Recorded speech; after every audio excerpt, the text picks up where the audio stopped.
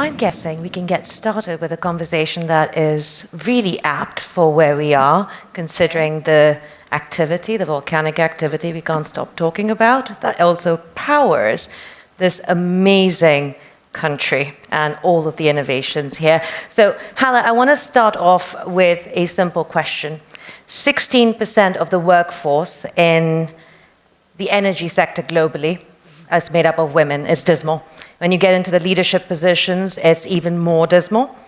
It is an interesting facet when you look at Irina's global report. We've heard the Reykjavik report, which is a little bit terrifying.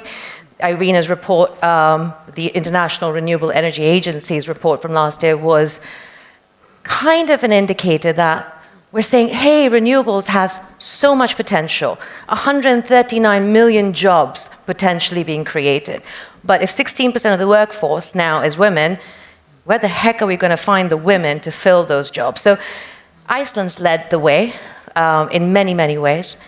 Tell us what's worked, because I want to start this conversation off in a positive way. Examples of what's worked, what people can walk away with in their respective countries and say, hey, let's try that. Well, first of all, thank you so much, and how fantastic it is to be here with all of you. Maybe if I start with where Iceland is now, so 85% of our energy mix is from renewables. It's been a big journey. We started in the early 1900s and have reached that far. So when we're looking at closing the energy gap in Iceland, it's aviation, the shipping industry, and transportation on land, where we come number 2 after Norway. We never like to lose for the Norwegians, so that's bad news. But, and Iceland's energy story is a success story in many ways. My favorite part is that it was really driven forward by entrepreneurship and the fact that it was about difficult political decision. It is, however, not a success story of when it comes to gender equality.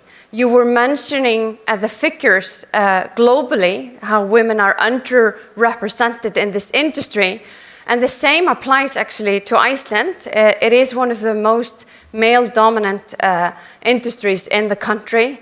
I am in this role in the public sector. If you look at the private sector, the bigger companies, it's very much underrepresented. So that is something that we must look at in terms of elevating the transition. And you asked about, what are some of the things that we should be focusing on? Well, we've seen in Iceland, we actually have one company that really made the decision on a CEO level. There was a CEO that came into power and he said, I'm going to change this in my company. And he recruited a lot of women and made sure that it was gender equal in the board. And that enhanced the pipeline and made sure that there was much more kind of senior level women that then have been taking positions in different sectors. So that's one of the action items, I guess, that has worked in Iceland for the success that we have had, is actually making sure that leadership in energy companies have a very clear vision of how they want to achieve equal standards within their operations. Well, what didn't work then? Because the numbers have not really grown. Mm-hmm. So we've talked about what's worked, what's not worked. Well, I think if you look just in the last 2 years, because we had quite a growth in the energy sector in Iceland in terms of having more women in management roles, but then there was quite a lot of empty positions in the last year or so. And you know what? I think people took it a bit for granted. Oh. People were thinking, okay, we have reached so far in gender equality in general. I'm sure we're going to see women in many of these big companies. But the outcome was completely the opposite. So there was kind of a backlash. And I think to kind of refer to some of the conversations that have happened here this morning, it really is an ongoing strive, right? It really is an ongoing battle. And that is something that we must keep our eyes on the ball here. Never take your eye off the ball. And the ball is a slightly different one when we look at the African continent, Asia, we're still trying to play catch up at some point. When you look at the kind of conversations that will happen in a couple of weeks at COP, we're going to talk about responsible energy. We're going to talk about the gaps. What has been the African experience in terms of climate change and being responsible for the current population to build that infrastructure in, actually, for, let's say, for the next generation? Because this kind of infrastructure, it stays for 30, 40 years. Okay, so when we talk about Africa or the global south altogether, when we say responsible energy, it hits differently for us. It has a completely different meaning. Responsible energy for us would be more energy. Okay, the climate discussion is essential. We're having the effects, as we all know, many parts of the world is also experiencing. But for us, climate does not come above the energy discussion, because we have energy access issues, we have energy affordability issues, we have infrastructural deficit. So this is not the time for us to completely rally towards responsible energy in the sense of strictly renewables, because those fossil industries, or the industries that now we count as unacceptable energy, or the energy we're walking away from, is economic development for us. We're still at step 1, 2, and 3, while the global north is far apart. So I think that we need bespoke strategies, bespoke climate policies for Africa and all of the global south, okay? That way we can be able to achieve targets realistically. This year at the UN Summit Week, with UNGA, we had we had a new strategy to work forward faster with an idea of achieving the global targets halfway by 2030. When we say forward faster, and you look at people who look like me or people in our regions, it means differently for us. So I think, to be very realistic, we should look at bespoke or specific strategies for us, else net zero would not mean much to us. Or those strategies will be set and our leaders will be forced to bring forward transition plans that would tend to be unrealistic. So if we look at it in the next few years, I think that we should pick particular aspects and then work differently towards targets that would favor us. So you have to build those very bespoke plans for developing countries. It's also the fact that energy insecurity impacts women in these regions far more. So how important and critical is it currently in the African continent, in your company, in the foundation that you run, to involve those voices, and how difficult is it to actually get people and policymakers to listen to those voices? How do you kind of bring the women in? Great. So naturally, as women, we are the nurturers. We are the ones who should be more empathetic and understand these issues better. So I'm very much excited that we have women leaders all over in this room, because our voices should hit differently. Okay, the meanings that these issues are to us will be very different from how the men may understand it.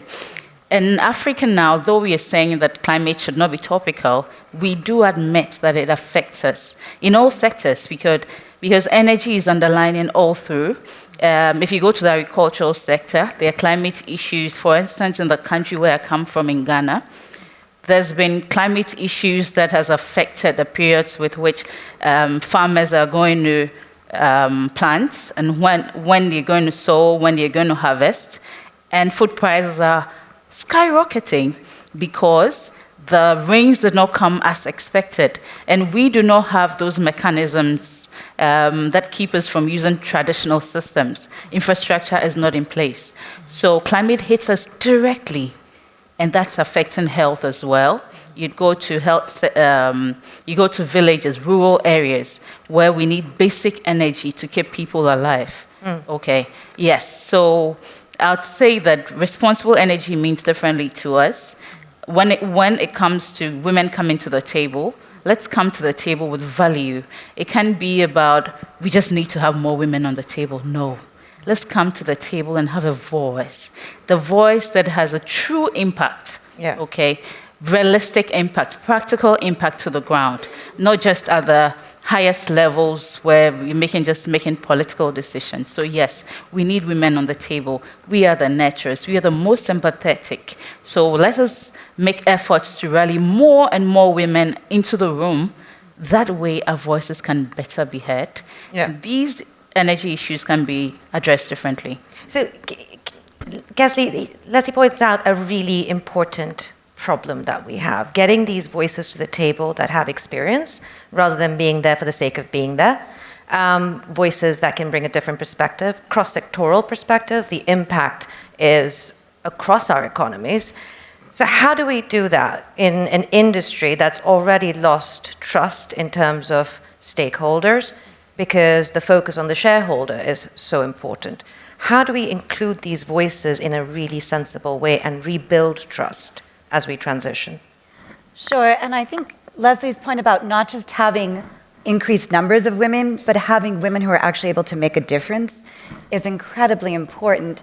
And so we want to think about reframing or expanding the rationale for bringing women into the boardroom and into the senior decision-making positions.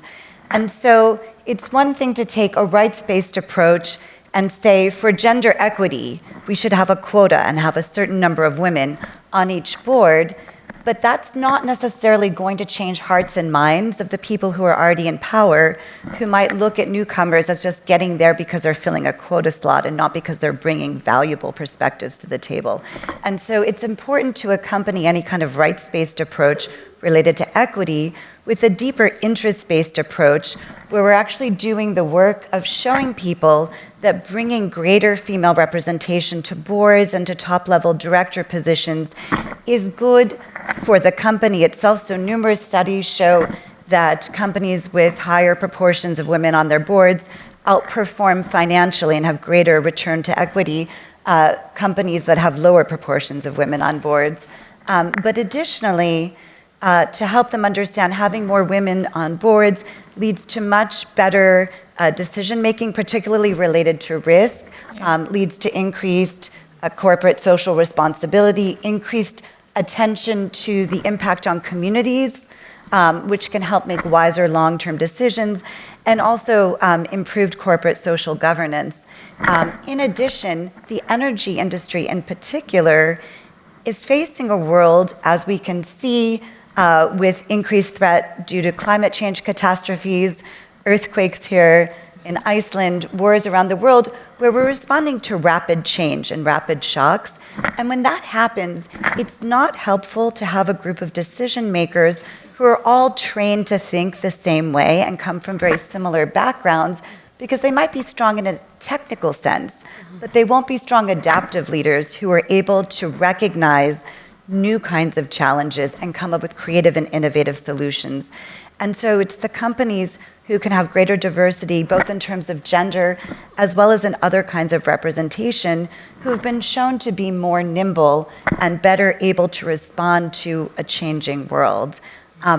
One further issue we face, though, in terms of wanting to bring in more women, is to think about how we're creating the pipelines to get there.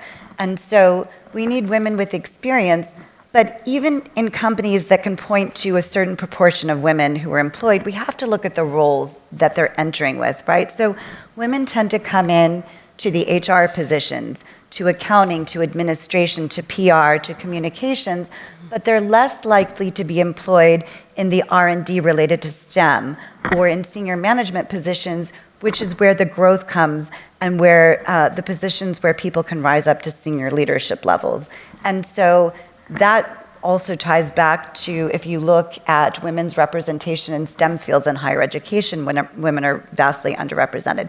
So we need to solve those pipeline issues of getting more women into STEM fields in terms of education, and then getting them the jobs in the companies that really matter, that are driving the change, that will allow them to stretch and grow and take on these senior management positions. Does that mean that we all need to just go back and relook at the industry, and when, for example, we're recruiting, we need to change up what we're recruiting for and the criteria that we go give our recruiting agencies, the wonderful companies we pay to go out and look for these amazing people that are going to be working in the industry?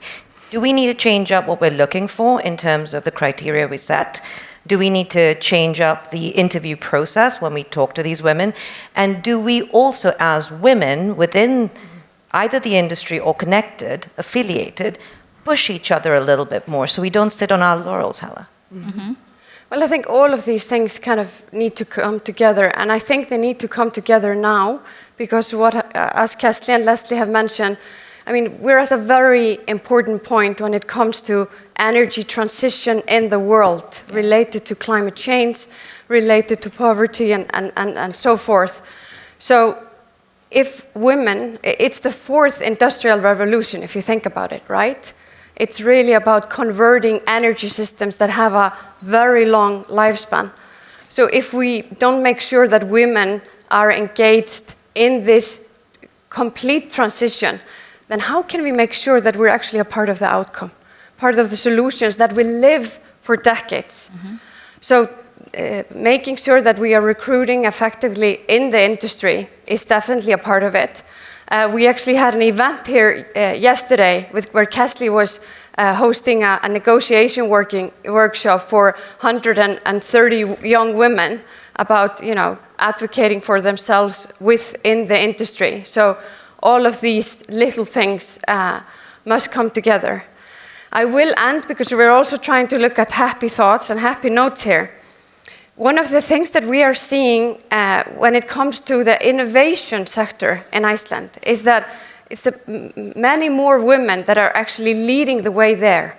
So when it's the bigger companies, it's more male dominant. But when you look at the entrepreneurship scene and the upcoming companies, it's women. Yep. And you know what the great news is? That it's also women that are thinking about the big picture. You mentioned empathy, like what do solutions mean for communities? What does it mean? How can we create more value from the resources than we have before? So it's really as well a different approach. It's not just about building as much infrastructure as possible to build it, but it's actually thinking carefully about, why are we building it? Who is it serving? What will the impact be on communities, on the final end user, and so forth? And I think this is probably like one of the most important reasons why we really need to have women at the table, because we're designing solutions that will last for a very long time. Last for a very long time. So the last two words for both of you. Lesley, can you give us an idea of what entrepreneurs and the innovators and the communities across the African region are doing that it's going to leave us feeling a little bit more positive about this transition? Yeah. Are they getting the money? That's the biggest part, actually. So yes, the funding is a very big setback for us. I love the fact that Halla mentioned the issue of women entrepreneurs now and innovations.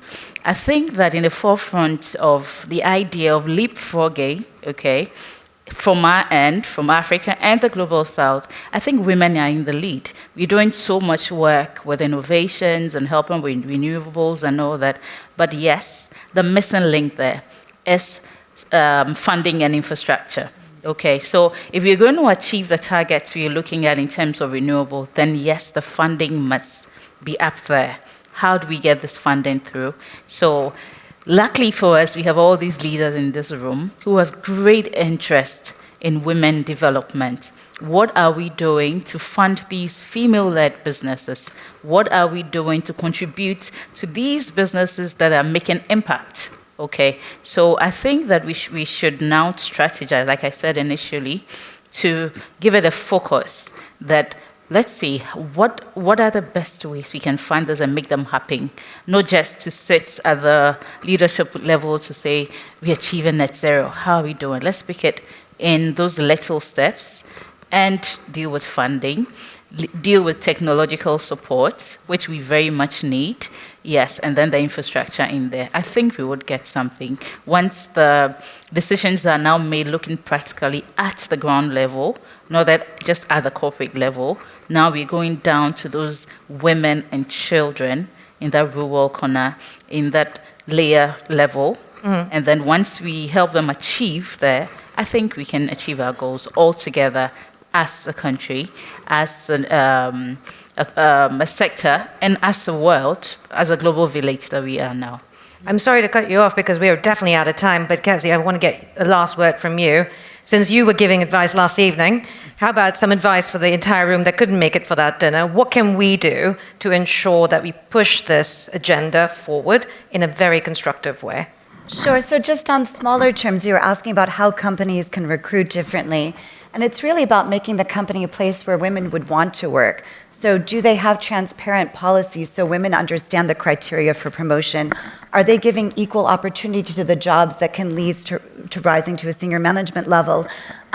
Do they have greater flexibility for both women and men who are parents with childcare and with building an on-ramp after taking a parental leave?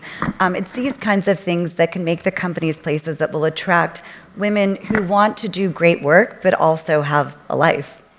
Well, I'm going to leave this conversation feeling a little bit more positive, and the idea that you mentioned in the green room that we need to kind of yell at each other when we hear about a job and say, go for it, I'll back you. That's the first thing and that I can walk away with today, and knowing that we're changing hearts and minds about how we recruit. Start somewhere small and get somewhere big. Ladies, thank you very much. Thank you.